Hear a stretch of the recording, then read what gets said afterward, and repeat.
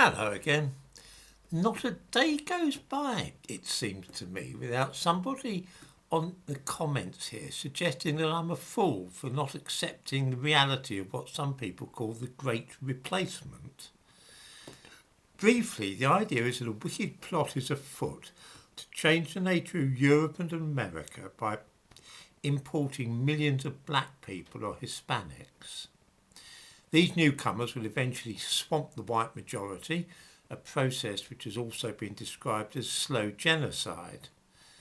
I can see many problems with this theory and thought that I might run through some of them today. The first thing to observe, of course, is that this is not a new idea. Various incarnations of the Great Replacement have cropped up regularly since the 19th century. It was the subject of speculative fiction 50 years ago. About 50 years ago, there was a rash of books about this. Here's a novel of a dystopian British future. Yeah, it's called Fugue for a Darkening Ireland by Christopher Priest. It was published in 1972. That's how long I've had that book. It tells the story of ships full of African refugees landing on the coast of Britain. The country is then overrun with African immigrants, and the result is a civil war between the indigenous inhabitants and the refugees who have taken over a large part of the country. The scenes describing the ships landing Africans on the south coast could have been taken from today's newspapers.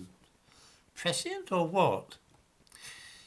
A very similar book called The Camp of the Saints was published in France the following year, that's say 1973. This too told of ships full of refugees who overran the whole of Europe and led to the downfall of Western civilization.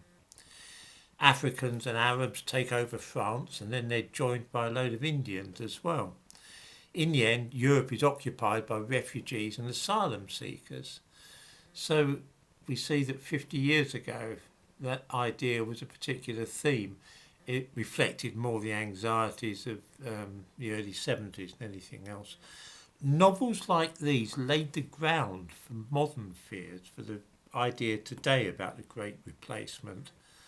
But even before that, 100 years before they were published, another book written in France in 1886 outlined the same thesis, a book called Jewish France by Edward Drummond. It claimed that a Jewish conspiracy intended to destroy European culture by bringing immigrants into the continent. Sound familiar? That was 130 years ago. The modern idea of what is sometimes called the Great Replacement also began in France about 10 years ago. A chap called Camus wrote a book of that name in which he advanced the hypothesis that the citizens of France would be replaced en masse by Africans, both Arabs from North Africa and black people from sub-Saharan Africa. This idea was seized upon in both Britain and America, and perhaps inevitably the Jews were held to be responsible for the business. The United Nations features quite heavily in some versions of this Great Replacement idea. Their supposed involvement was dreamed up in America, of course, because quite a few people in America that go in for this sort of theory see the United Nations as a satanic cabal intent upon flooding Europe and North America with immigrants. The source of that particular belief, which is to say the United Nations involvement, is a report which not 1 in 1,000 of those who support the idea of the Great Replacement has ever read. Published in March 2000 by the UN's Department of Economic and Social Affairs, it's called Replacement Migration. Is it a solution to declining and ageing populations? I provide links to this document in the description to this video. There's a short version and a long version. You might want to read both of them to get some idea of what's being advocated. Once you actually read this document, you'll see at once that there's nothing in the least alarming or sinister about it. We have to remember that the United Nations turns out thousands and thousands of reports and studies every year on every conceivable topic.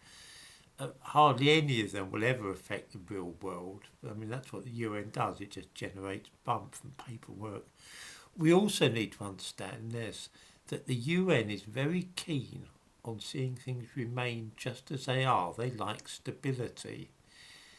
Rapidly growing or shrinking populations in any country have a knock-on effect, or they tend to have a knock-on effect in neighbouring nations. They can lead to all sorts of complications. When I was a teenager in the 1960s, India had a population explosion which led to a famine there.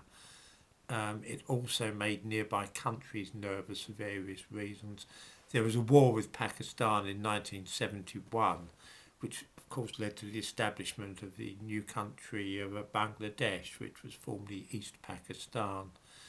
There was a famine there, let's say in Bangladesh in 1974. One result of all this population explosions and famines and war was, of course, loads of Bengalis, Indians and Pakistanis came to Britain. That's one way in which that sort of thing in one part of the world has an effect on others. You see, that's an increase in population. A decrease in population can have similarly undesirable effects, leaving a vacuum, creating instability. The United Nations wants everything to stay just as it is, especially populations. They work with the world as it is. They know the population of this country, the population of that, and they don't like to see it fluctuate too greatly because it makes for uncertainty. What worried the people who wrote this report is that some countries in the world have a birth rate which is falling sharply, and if they thought 20 years ago that if those birth rates continued to drop, that these countries would lose a lot of their population. So large parts of Europe would be populated by very much fewer people, and that might make things a little bit uncertain and unstable.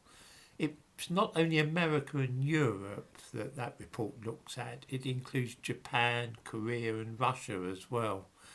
The suggestion is made that to keep population stable, those countries at risk of falling population might like to replenish themselves with replacements from elsewhere.